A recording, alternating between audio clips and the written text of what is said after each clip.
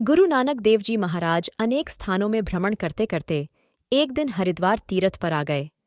गंगा नदी में लोगों को स्नान करते देखा तो अनेकों पुरुष सूर्य की ओर अपना मुख करके जल छोड़ते दिखे। उन लोगों की ओर देखकर गुरुजी ने अपने वस्त्र उतारे और गंगा नदी में स्नान करने लगे। स्नान के बाद अपनी कर अंजुलि में जल लेकर पश्चिम की ओर मुख करके पानी देने लगे। गुरु नानक देव जी के इस कृत्य को देखकर लोगों ने पूछा, हे संत जी, आप ये शास्त्र के विपरीत कर्म क्यों कर रहे हैं? गुरुजी ने कहा, आप जल किसको देते हो? उन्होंने कहा, हम तो अपने मरे पितरों को पानी दे रहे हैं। गुरु नानक देव जी ने पूछा, वे पितर यहां से कितनी दूर हैं? तब एक ब्राह्मण ने कहा, पितरलोक इस धरती से 49 लाख योजन की दूरी पर हैं। तुम किसे पानी देते हो?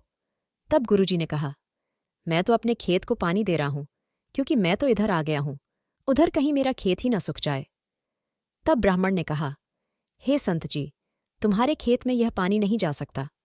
गुरुजी ने कहा, हे भाई, आपका पितरलोक लाखों कोस पर है, वहां तो यह जा सकता है, परंतु मेरा खेत जो केवल 250 कोस की दूरी पर है, वहां यह पानी क्यों नहीं जाएगा?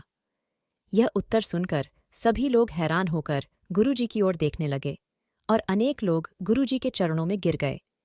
सत्य मार्ग के जानने वाले भी संसार में अनेक पाए जाते हैं। गुरु नानक जी के इस पवित्र और सत्य उपदेश ने अनेकों हृदय में श्रद्धा उत्पन्न कर दी। उन्होंने हाथ जोड़कर प्रार्थना की, हे महाराज, कृपा उपदेश कीजिए, जिससे हमारा कल्याण हो।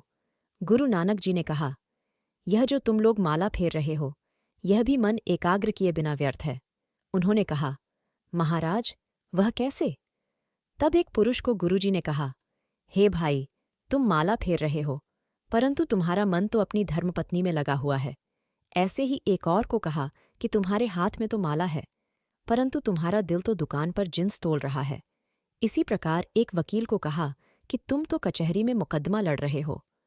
अनेकों नर नारी गुरुजी के सत्य उपदेश से गुरुजी के चरणों में नमस्कार करके सेवक हो गए। अगर वीडियो पसंद आई तो कृपया इसे लाइक, शेयर और सब्सक्राइब करें।